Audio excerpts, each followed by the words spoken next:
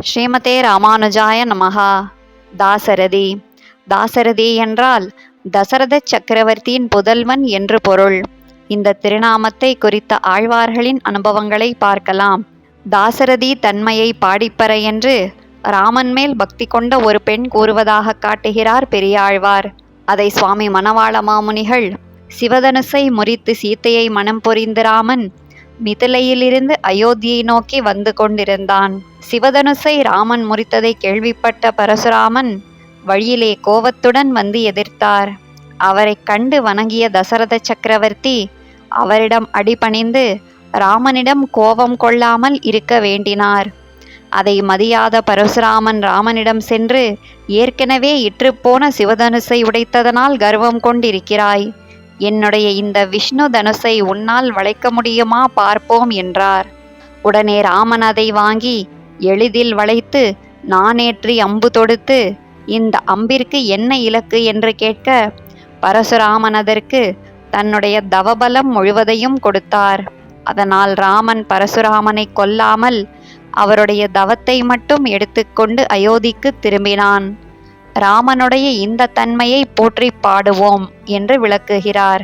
தங்கையை மோக்கும் தமையனை தலையும் தடிந்த எம் தாசரதி என்று பெரியாழ்வார் தங்கையான சூர்பனகாவின் மூக்கையும் அவளுடைய சகோதரனான ராவணனுடைய தலையையும் அறுத்தான் தசரத சக்கரவர்த்தியின் புதல்வனான ராமன் என்கிறார். இதை சுவாமி மணவாள மாமுனிகள் பின்வருமாறு விளக்குகிறார். தாயாரை சரணடைந்து அவள் அருளோடு எம்பெருமானை சரணடைய வேண்டும்.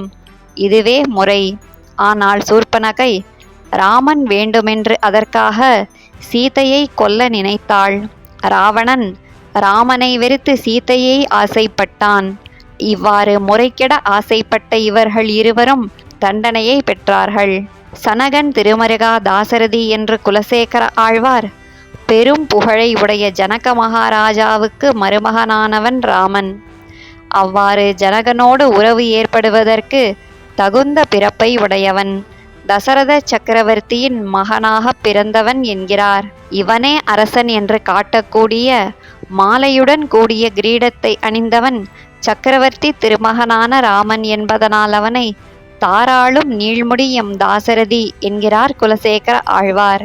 தாசரதியாய தடமார்பன் என்று அகன்ற மார்பையுடைய எம்பெருமான் தசரத சக்கரவர்த்தியின் புதல்வனாக அவதரித்தான் என்கிறார் திருமங்கை ஆழ்வார். தாசரதி உன் அண்டவானர் உகப்பதே செய்தாய் என்று ராவணன் அழிந்த பிறகு அவன் சேனையில் இருந்த ராட்சசர்கள் ராமனிடம், தேவர்கள் விரும்பியபடி ராவணனை அழித்தாய், எங்களை கொல்ல வேண்டாம் என்று வேண்டுவதாக காட்டுகிறார் திருமங்கை ஆழ்வார். ஆழ்வார் எம்பெருமானார் ஜீயர் திருவடிகளே சரணம்.